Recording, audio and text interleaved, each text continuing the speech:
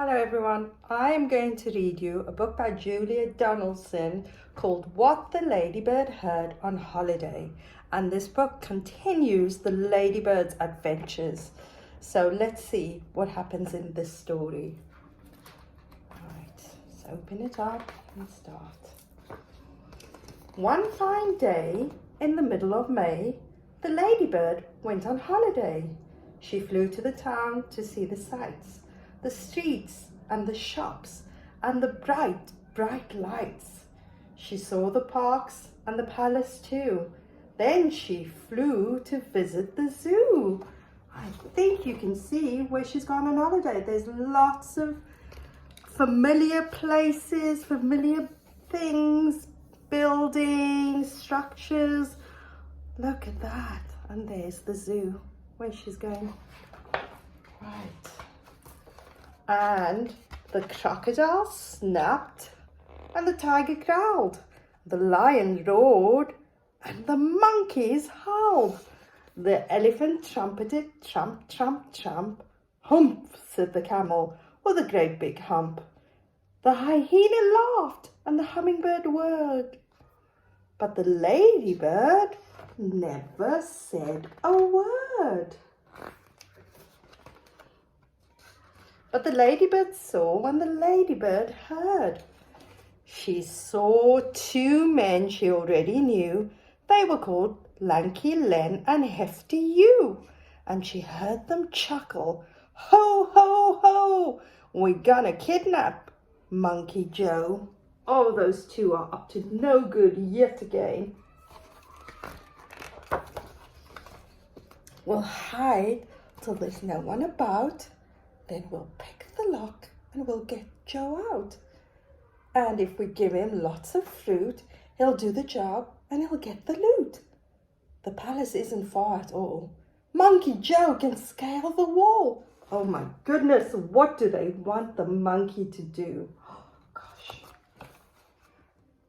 He'll find out where the queen's asleep. Then tiptoe into a room he'll creep. He'll open the sack and steal the crown. We'll soon be the richest men in town. So they want to use the monkey to steal from the queen. Right. The little spotty ladybird told the animals what she'd heard. And the crocodile snapped and the tiger growled. The lion roared and the monkeys howled. The elephant trumpeted, trump, trump, trump. Hump, said the camel with a great big hump. The hyena cried and the hummingbird whirred. And all of the animals feathered and furred. And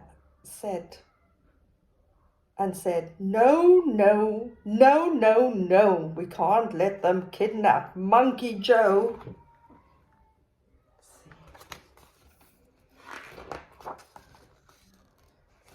But the ladybird had a good idea. And she whispered into the monkey's ear. There she is, whispering in the monkey's ear. Then straight away the ladybird flew to the palace and had a word with the queen's two corgis, Willow and Holly. And one said, gosh, and the other one said, golly. So the corgis are the queen's dog. The queen has this type of dog. They're called corgis. That's them over there. And both the dogs agreed to do just what the ladybird told them to.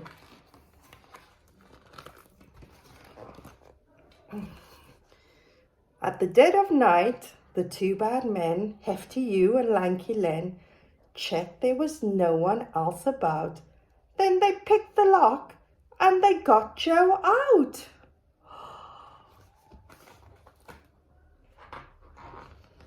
They carried him off to the palace gate, gave him a sack, then lay in wait.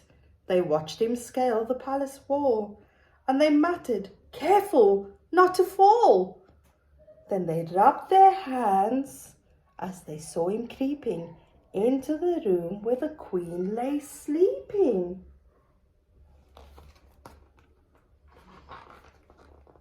Corgi Holly and Corgi Willow, who lay each side of the Queen's soft pillow, were wide awake, and they said to Joe, "Come on, monkey, off we go."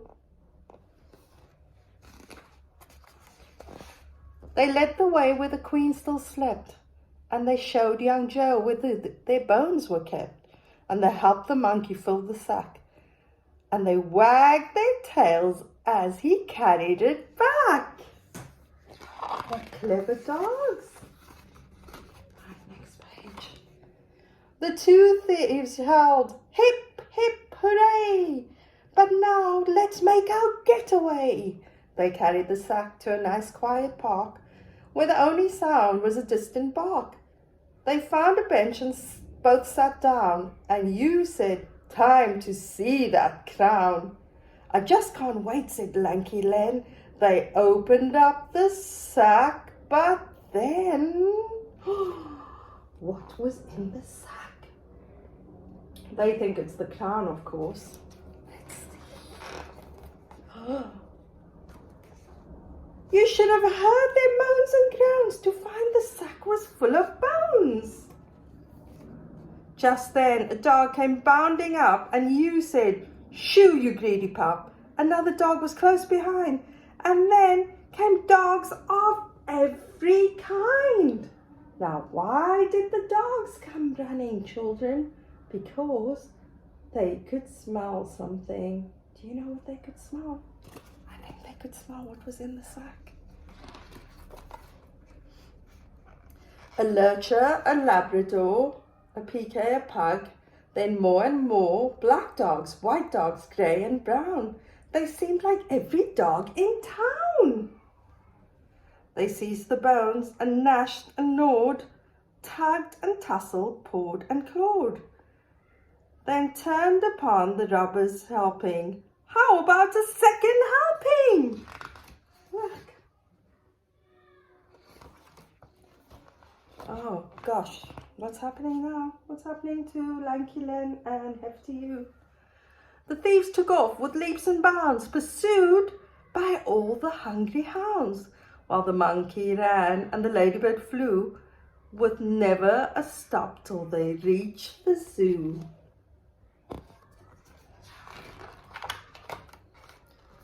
Then the crocodile grinned and the tiger pranced.